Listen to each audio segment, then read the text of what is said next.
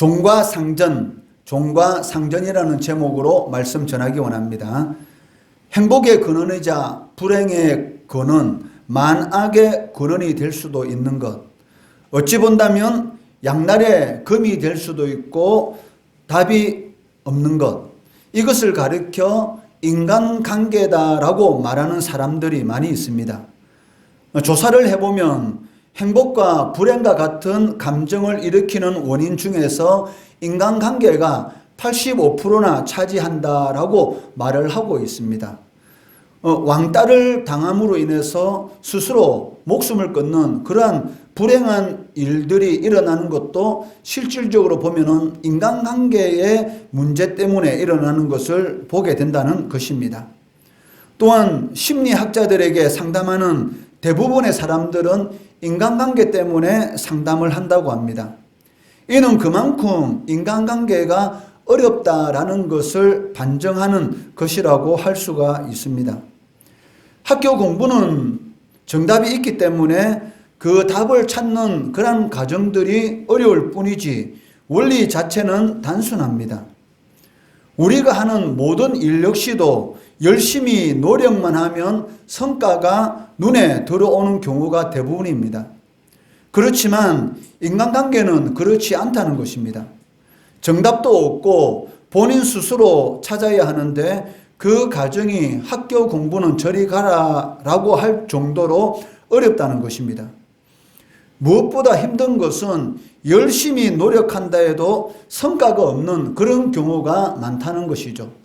나는 최선을 다해서 상대방에게 좋은 관계를 맺기 위해서 많은 노력을 했는데도 불구하고 상대방은 오히려 나를 대적하는 그런 일도 인간관계 속에서는 일어날 수가 있다는 것이죠. 그렇기 때문에 인간관계는 정답도 없고 또 자신이 스스로 찾아야 하는 그런 문제이기 때문에 상당히 어렵습니다. 그렇기 때문에 인생에 있어서 긴장과 오해가 가장 빈번하게 일어나는 핵심적인 것을 꼽으라면 바로 사람과의 관계, 즉 인간관계를 꼽을 수가 있다는 것입니다. 이런 인간관계의 문제는 불신자들만의 문제가 아니라 신자들의 세계에서도 갈등을 일으키는 중요한 요소가 된다는 것입니다. 그렇기 때문에 바울 사도는 인간관계 중에서 가장 복잡하고 미묘한 결혼관계, 즉 아내와 남편과의 관계에 대해서 가장 먼저 다루었고 그 다음에 자녀와 부모의 관계를 다루었고 오늘 마지막으로 종과 상전의 관계, 즉 고용인과 피고용인의 관계에 대해서 다루고 있다는 것입니다. 인간은 죄로 인해서 타락한 존재입니다. 그렇기 때문에 본질적으로 자기 중심적이고 이기적인 존재가 되었다는 것이죠. 매년 연말이 되면 이 불우이 돕기를 방송을 통해서 하는 그런 경우가 많이 있지 않습니까? 많은 사람들이 불우이 돕기에 성금을 하고 있지만 실질적으로 성금하는 대부분의 사람들의 그 목적이 무엇입니까? 자신의 이름을 알리고 그리고 자신의 회사를 알리고 실질적으로는 그 속에는 순수한 마음을 가지고 상대방을 돕는다라는 그런 마음보다는 내가 이 일을 함으로 인해서 나에게 어떤 유익이 있을 것이다 라는 그런 생각을 가지고 돕는 그런 일들이 많다는 것이죠. 그런데 문제는 이러한 일들이 성도들의 이 헌금 생활에서도 또 성도들의 신앙생활에서도 나타날 수가 있다는 것입니다. 하나님께 헌금하는 것, 하나님께 봉사하는 것, 이것은 하나님께서 베풀어 주신 그 은혜에 감사해서 하나님 앞에 우리가 하는 것이지 내가 하나님 앞에 이렇게 했기 때문에 하나님께서는 나에게 이러이러한 복을 주셔야 된다라고 생각한다면 그것은 잘못된 것이죠. 우리가 하나님 앞에 헌금하고 하나님 앞에 신앙생활 하는 것, 하나님 앞에 예배를 드림으로 하나님께 영광 돌리는 것은 하나님께서 우리들에게 베풀어 주신 가장 큰 은혜, 즉 바로 구원의 은혜에 감사해서 하나님 앞에 예배를 드리는 것이죠. 그런데 이상한 것은 하나님의 은혜에 감사해서 우리가 예배를 드리는데 하나님께서는 그것을 보시고 기뻐하심으로 우리에게 상을 주신다는 것입니다. 그 상이 무엇입니까? 우리가 힘들고 어려울 때 그 어려운 가운데서도 낙심하지 않고 포기하지 않도록 우리를 붙들어 주시고 우리에게 필요한 것들을 여호와는 나의 목자시니 내게 부족함이 없으리로다 라는 고백을 할 수 있을 정도로 풍성하게 우리의 부족한 부분들을 하나님께서 채워주신다는 것이죠. 이것이 바로 하나님의 은혜라는 것입니다. 그렇지만 인간은 본질적으로 이 자기 중심적이고 이기적인 존재입니다. 그렇기 때문에 종과 상전의 관계, 즉 고용인과 피고용인의 관계 속에서도 항상 긴장관계가 생길 수밖에 없다는 것입니다. 한 사람이 어떤 위치에 있든지 간에 그 문제는 모든 사람들에게 일어나게 된다는 것이죠. 그렇다면 다른 사람에게 복종하는 처지에 있는 신자들, 즉 직장에 고용되어서 일을 하는 신자들이 어떻게 처신해야 하는가 오늘 본문 말씀을 통해서 살펴보기를 원합니다. 첫째는 눈가림만 하여 사람을 기쁘게 하는 자처럼 하지 말라는 것입니다.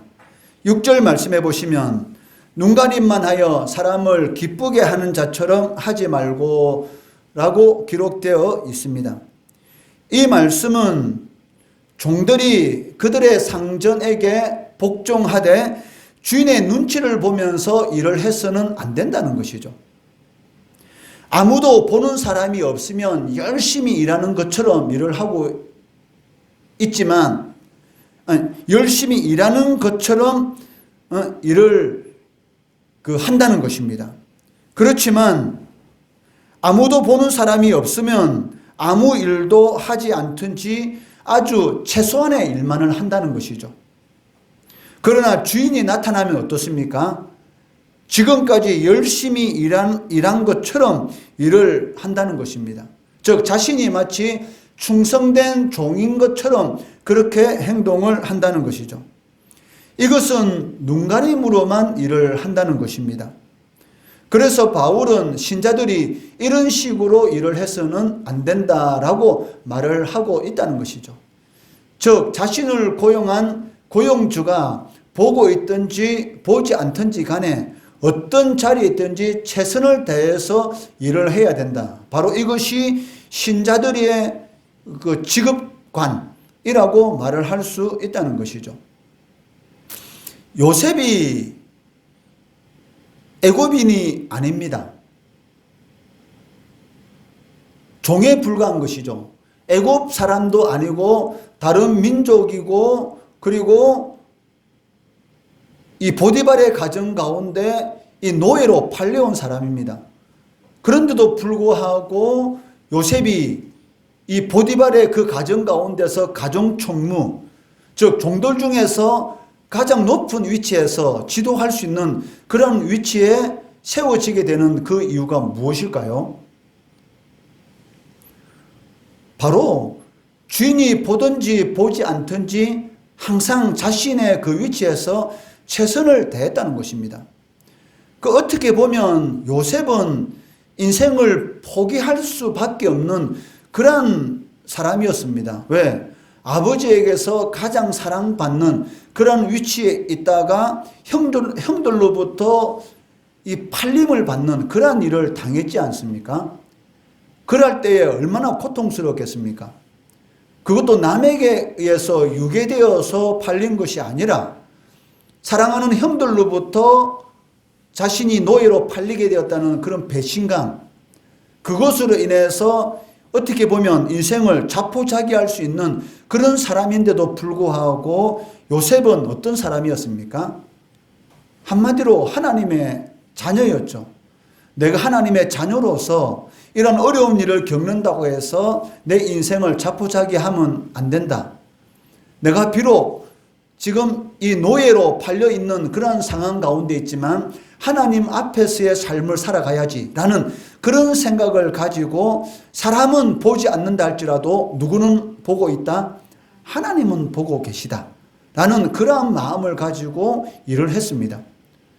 그러다 보니까 자신은 그냥 하나님 앞에서의 살아간다라는 그런 생각을 일을 했는데 누가 보고 있었던 것이죠? 바로 주인인 보디발이 보고 있었어요. 그러니까 종은 주인이 보고 있는 것처럼 생각하지만 실질적으로 주인은 다 보고 있다는 것이죠. 어느 순간에 이 요셉이 주인이 있든지 주인이 없든지 자신이 있는 장소에서 최선을 다하는 그러한 모습을 보고 믿을 수 있겠다. 우리의 모든 것들, 우리 가정에 있는 모든 일들을 다 맡긴다 할지라도 요셉은 성실하게 잘 감당할 수 있겠다. 비록 우리 애굽 사람은 아니지만 다른 민족 사람이고 노예지만 내가 요셉한테 맡기면은 믿을 수 있겠다라는 그런 마음이 들었고 모든 일들을 다 맡기는 것을 볼 수가 있습니다. 이러한 모습이 바로 신자들이 이 피고용인으로서 자신이 맡은 일에 대해서 최선을 다해야 한다는 것이죠. 그렇다면 신자가 어떻게 일을 하는 것이 올바른 것인가? 즉 눈 가림으로 하는 것에 정반대이어야 한다라고 말씀하고 있습니다. 5절 말씀해 보시면 종들아 두려워하고 떨며 성실한 마음으로 육체의 상전에게 순종하기를 그리스도께 하듯 하라라고 말씀하고 계십니다. 고린도전서 2장 3절에도 바울은 동일한 두렵고 떨림이라는 이 표현을 사용하고 있습니다. 고린도전서 2장 3절 말씀해 보시면 내가 너희 가운데 거할 때에 약하고 두려워하고 심히 떨었노라라고 말씀하고 있습니다. 그렇다면 바울이 고린도에서 복음을 전할 때에 바울을 떨게 한 것이 무엇일까요? 바울은 고린도 사람들이 무서워서 떨었던 것은 아닙니다. 바울은 에피쿠루스 학자들과 그리고 아테네의 수토와 철학자들 그리고 헤롯이나 벨릭스나 그리고 베수도 총독 같은 로마의 통치자들도 두려워하지 않았습니다. 그런데도 불구하고 바울을 두렵고 떨게 만든 것이 과연 무엇일까요? 그것은 바로 바울이 전하는 복음이 잘못 전해지는 것은 아닐까라는 그런 두려움을 가지고 있었던 것이죠. 즉 자신이 고린도 교인들에게 복음을 전하는데 혹시 이 복음이 잘못 전해지지는 않을까라는 그런 두려움을 가지고 이 복음을 전했다는 것입니다. 왜? 바울의 상전은 즉 바울을 고용한 고용주는 누구십니까? 하나님이시죠. 하나님께서 바울을 사도로 고용하셔서 복음을 전하는 그런 사람으로 삼으셨다는 것입니다. 바울이 두려워한 것은 땅에 있는 상전을 두려워한 것이 아니라 하늘에 계신 상전이신 바로 하나님을 두려워했다는 것입니다. 내가 전하는 이 복음이 혹 하나님의 뜻과는 다른 인간적인 그러한 복음을 전하는 것은 아닐까라는 사람들의 귀에 듣기 좋은 그러한 소리만 내가 전하고 있는 것은 아닐까라는 그러한 두려움을 가지고 이 복음을 전했습니다. 그렇기 때문에 갈라디아서에 보면 어떤 내용이 기록되어 있습니까? 내가 사람을 기쁘게 하랴 하나님을 기쁘게 하랴. 내가 사람을 기쁘게 하였다면 그리스도의 종이 아니니라 라고 말을 하고 있다는 것이죠. 그렇기 때문에 신자들은 땅에 있는 상전도 물론 두려워해야 되지만 진정으로 두려워해야 될 것은 하늘에 계신 우리의 상전이신 하나님을 두려워하는 그러한 마음으로 우리가 일을 해야 한다는 것이죠. 일은 축복입니다. 이 노동이라는 것은 직업이라는 것은 축복이죠. 왜? 하나님께서 아담과 하와에게 일을 주셨죠. 그 일이 무엇입니까? 생육하고 번성하고 땅에 충만하고 땅을 다스리고 땅을 정복하는 것. 즉 하나님께서 창조하신 모든 이 피조물들을 다스리는 그러한 권세를 아담과 하와에게 주셨죠. 즉 땅에 있는 모든 것들을 하나님을 대신해서 잘 양육하도록 잘 돌보는 그러한 일을 하도록 하나님께서 아담과 하와에게 직업을 주셨습니다.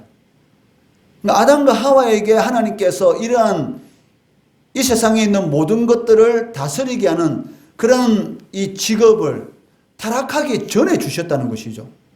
타락한 이후에 주신 것이 아니고 타락하기 전에도 이런 직업을 아담과 하와는 가지고 있었습니다.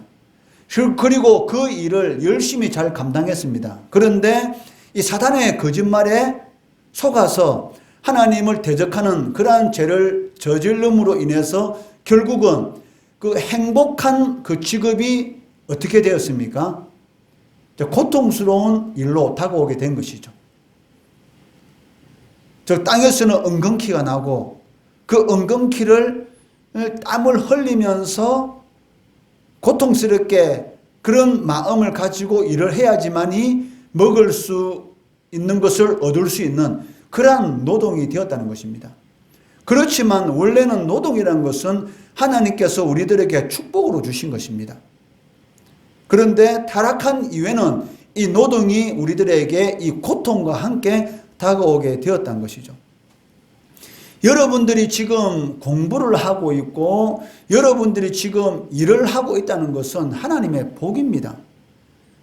실질적으로 공부를 하고 싶어도 공부를 하지 못하는 얼마나 많은 어린 학생들이 있는지 모릅니다.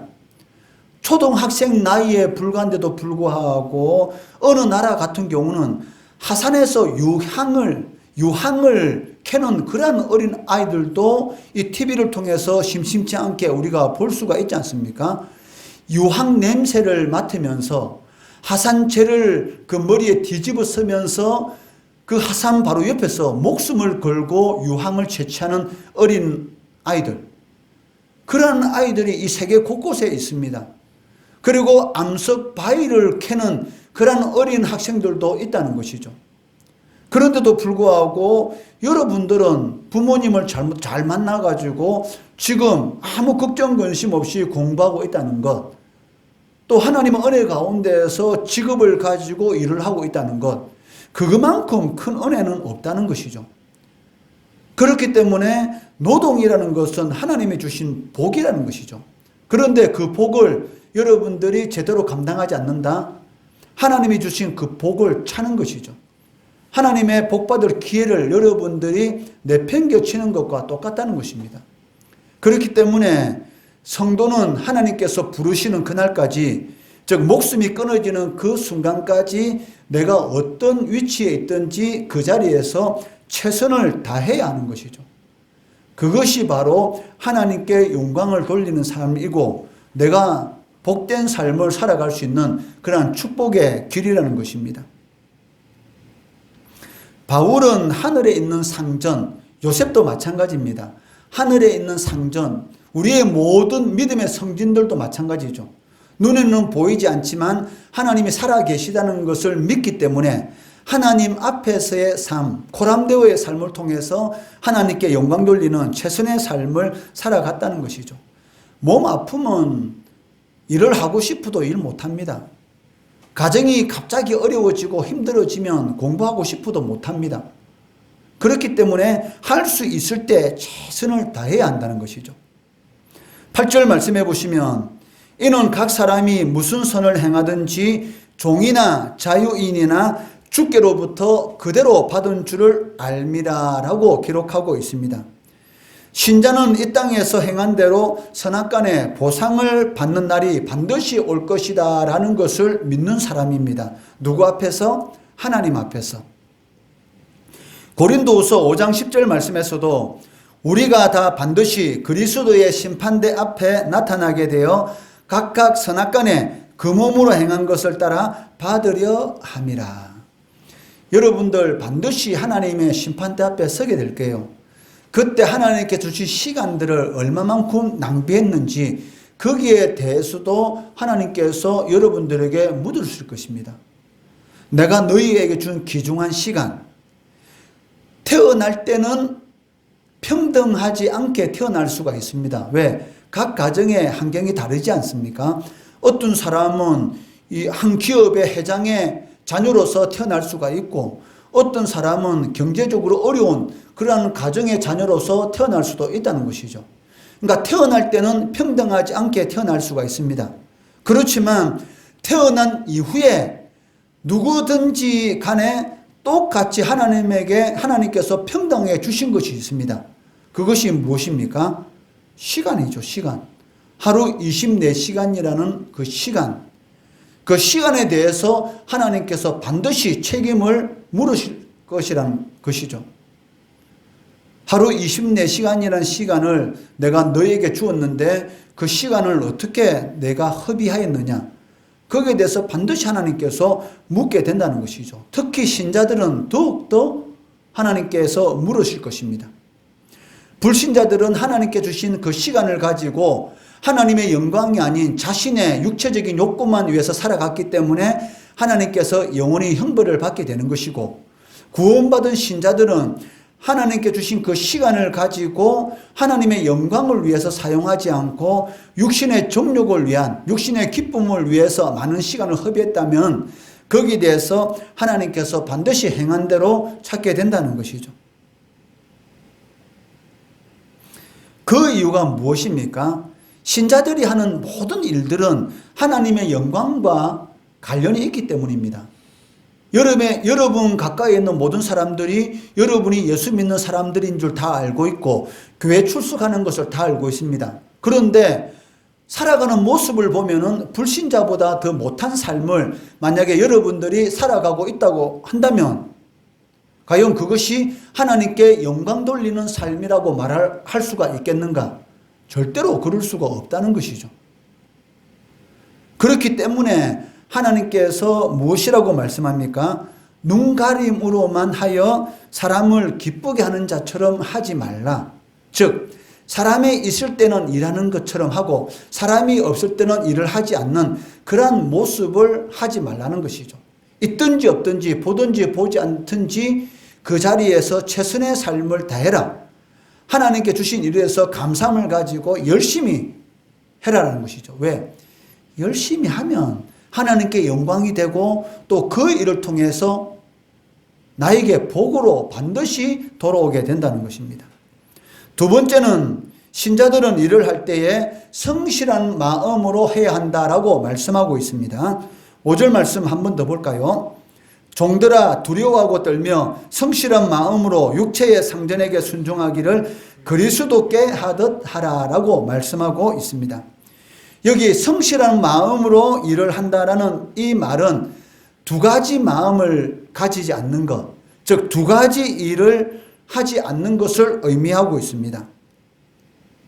이것은 자신이 맡은 일에 전력을 다하고 일하고 있는 동안 상전이나 주인에게 충성을 다한다라는 그러한 의미를 지니고 있다는 것입니다.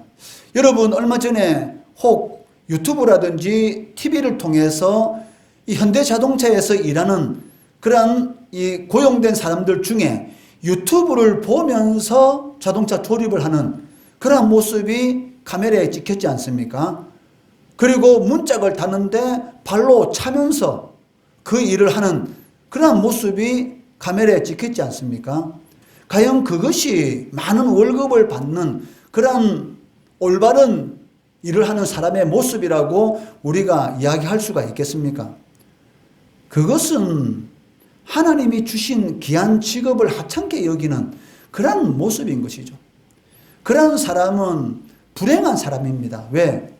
자신이 지금 하고 있는 그 일의 가치가 얼마나 그 위대한 가치를 가지고 있는지를 모르는 것이죠. 그렇기 때문에 그렇게 하찮게 그 일을 취급하지 않습니까? 만약에 자기가 보물을 가지고 있다고 한다면 그 보물을 그렇게 하찮게 취급하겠습니까? 아마 그 보물을 다른 사람이 가져가지 못하도록 어떻게 하겠어요? 소중하고 깊은 곳에 숨겨놓지 않겠습니까? 여러분 가정에 많은 현금이 있고 금은보화가 있다면 여러분 대문에 무엇을 설치합니까? CCTV 대문에 설치하고 담에도 설치하고 집 앞에도 설치하고 집 안에도 설치하고 그리고 현금과 그 금은 보화가 있는 금고 앞에도 아마 설치할 겁니다. 그것도 마음이 놓이지 않아서 마당에는 무엇을 키웁니까? 맹견도 키우잖아요. 왜? 그래야지만이 자신이 가지고 있는 소중한 것을 잃어버리지 않을 것 같은 그런 생각이 들기 때문에 자신이 소중하게 생각하면 반드시 소중하게 생각하는 그런 행동을 하게 되는 것이죠. 부모님들이 여러분 자녀들을 소중하게 생각하기 때문에 부모님들은 제대로 먹지도 못하고 제대로 마시지 못하고 좋은 옷을 입지 못하더라도 여러분한테는 좋은 것을 해주잖아요. 왜? 여러분들이 너무나 소중하니까. 소중하면은 소중한 행동을 하게 돼요. 자신이 가지고 있는 그 일의 가치를 얼마나 하찮게 여긴다면 이 유튜브를 보면서 대강대강 일을 하고 그리고 문짝을 맞추는데 발로 차고 그러한 모습을 보이겠습니까? 그러한 사람만큼 불쌍한 인생이 없다는 것이죠. 학교 공부도 여러분 마찬가지지 않습니까? 여러분들이 하고 있는 그 학교 공부에 대해서 내가 정말로 가치 있게 생각하고 소중하게 생각한다면 여러분들이 학교 공부하는 그 시간을 대강대강 그 시간을 때우겠습니까? 그렇지 않아죠. 여러분들이 학교 공부하는 시간에 선생님들이 가르치는 그 시간에 만약에 폰으로 장난을 치고 다른 친구들과 농담 따먹기나 하고 시간을 허비한다면은 여러분들이 하는 공부에 대해서 하찮게 생각하고 가치 없게 생각하는 것이죠. 그렇게 하찮게 생각하고 가치 없게 생각하기 때문에 결국은 나중에 어른이 되면 그 삶이 어떻습니까? 비참하죠. 사실은 비참한 삶을 살아가죠. 그렇지만 여러분 한번 보세요. 자신이 하고 있는 이 공부에 대해서 소중하게 생각하고 가치 있게 생각하는 학생들은 그 시간을 최선을 다합니다. 그렇게 되면은 그 시간들이 쌓여서 나중에 어른이 되었을 때 어떤 모습으로 있습니까? 지도자의 위치에 있는 것을 보게 되는 것이죠. 이것은 말할 필요가 없습니다. 왜? 자신이 소중하게 생각하는데 당연히 소중하게 생각하는 것으로 인해서 당연히 덕을 누리게 되고 이익을 얻게 되는 것입니다. 그렇기 때문에 성실한 마음으로 한다라는 것은 충성된 자세로 두 가지 일을 하는 것이 아니라는 것이죠. 공부할 때는 공부에 최선을 다하는 것이고 잠시 쉴 수도 있습니다. 그렇지만 공부할 때는 최선을 다하는 것이죠. 그 시간에 맞도록. 이것이 바로 주인에게 충성을 다하는 종이나 고용된 사람의 의무라는 것입니다. 고용된 사람의 시간은 자신의 시간이 아니라 누구의 시간입니까? 주인의 시간이죠.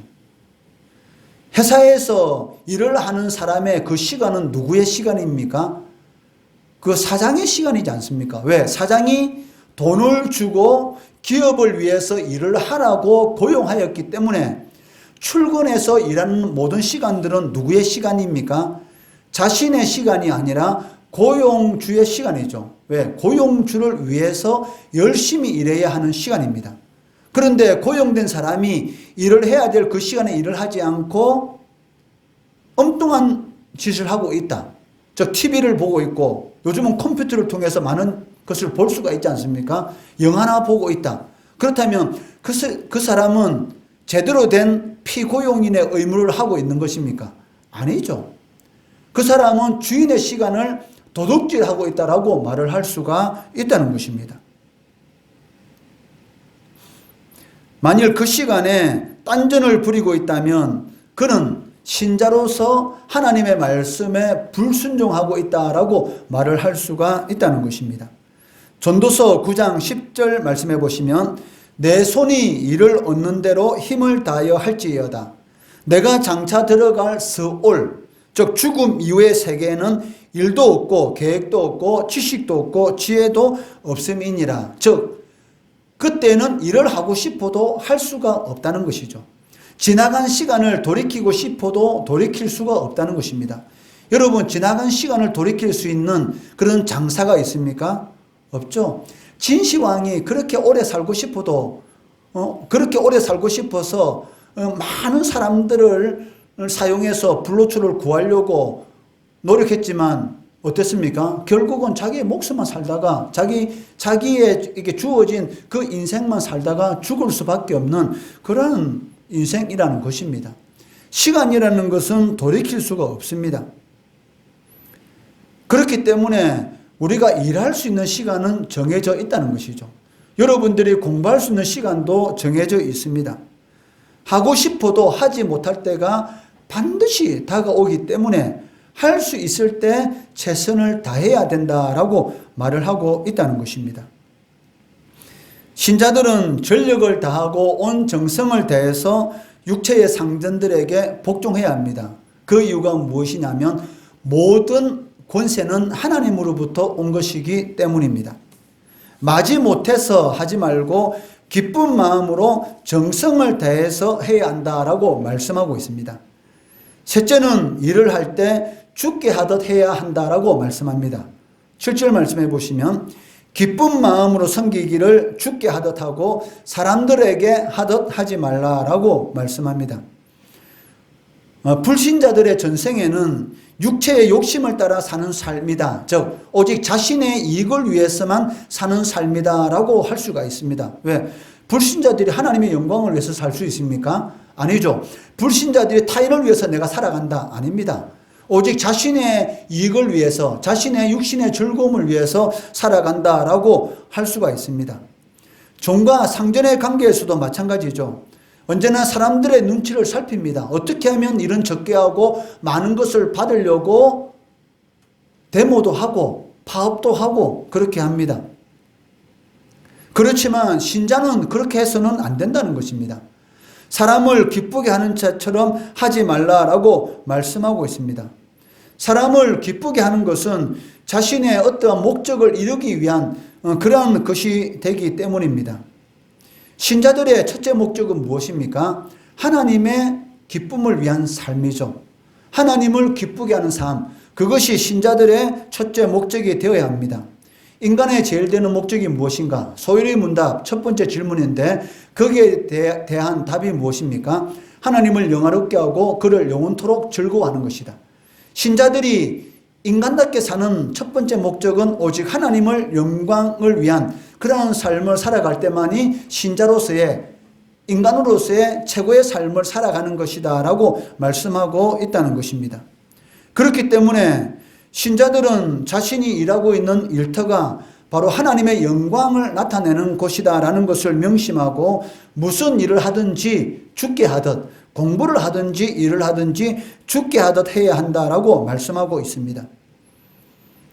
이제 바울은 지금까지와는 다르게 지금까지는 종이 주인에게 즉 피고용인이 고용인에게 어떻게 행해야 하는가에 대해서 말씀을 전했다면 이제는 다르게 상전의 입장에서 즉 상전의 위치에서 하는 가장 큰 위험을 지적하고 있습니다. 즉 상전이 즉 고용주는 피고용인들에게 위협하는 죄를 범하면 안 된다라고 말씀하고 있다는 것이죠.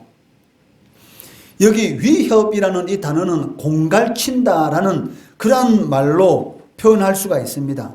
9절 말씀해 보시면 상전들아 너희도 저희에게 이와 같이 하고 위협을 거치라.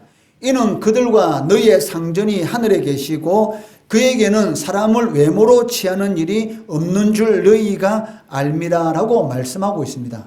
이 말씀은 무슨 의미를 가지고 있습니까? 고용주는 피고용인에게 즉 주인은 종에게 인격적인 방법으로 대해야 된다라고 말을 하고 있다는 것이죠. 그 이유가 무엇이냐면 주인 되는 자의 주인도 하늘에 계신다는 것이죠. 너희들의 주인이 되시는 분이 바로 하늘에 계시기 때문에 너희들의 종을 대함에 있어서 인격적으로 대해야 한다. 왜? 그래야지만이 너희들도 하나님으로부터 인격적인 대우를 받을 수 있기 때문이다라고 말씀하고 계십니다. 이는 상전이 자기를 섬기는 종의 심정에 불안한 태도를 취하게 해서는 안 된다는 것입니다.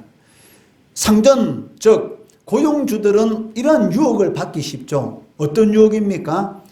이 종들의 충성도를 높이기 위해서, 종의 충성도를 시험하기 위해서 하는 그러한 방법이 있습니다. 그게 무엇입니까? 위협을 가하는 것이죠. 이 일을 언제까지 하지 않으면 너에게는 이러한 불이익이 주어질 것이라는 그러한 위협을 가함으로 인해서 그 일을 하도록 행하는 것을 보게 되는 것이죠. 이 택배기사들이 최근에 이런 중노동으로 인해서 이 숨지는 그러한 일들이 심심치 않게 일어나고 있지 않습니까? 그 이유가 무엇입니까? 그렇게 일을 하지 않으면 직장을 잃을 것 같은 두려움, 그 두려움 때문에 밤낮으로 일을 하다가 이 육신의 한계에 부딪혀서 결국은 안타까운 목숨을 잃는 그러한 일들이 일어나게 되는데, 그러한 두려움을 가지고 피고용인들, 즉 종들이 일을 하도록 하면 안 된다는 것이죠.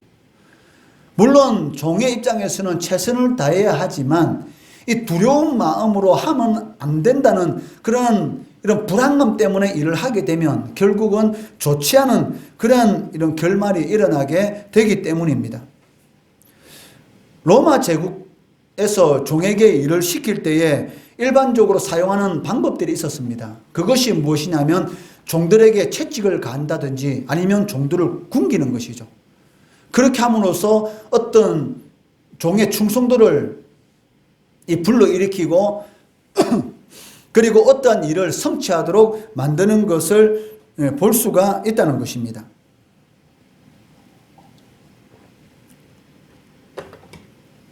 그러나 신자는 그렇게 해서는 안 된다라고 말씀하고 있습니다.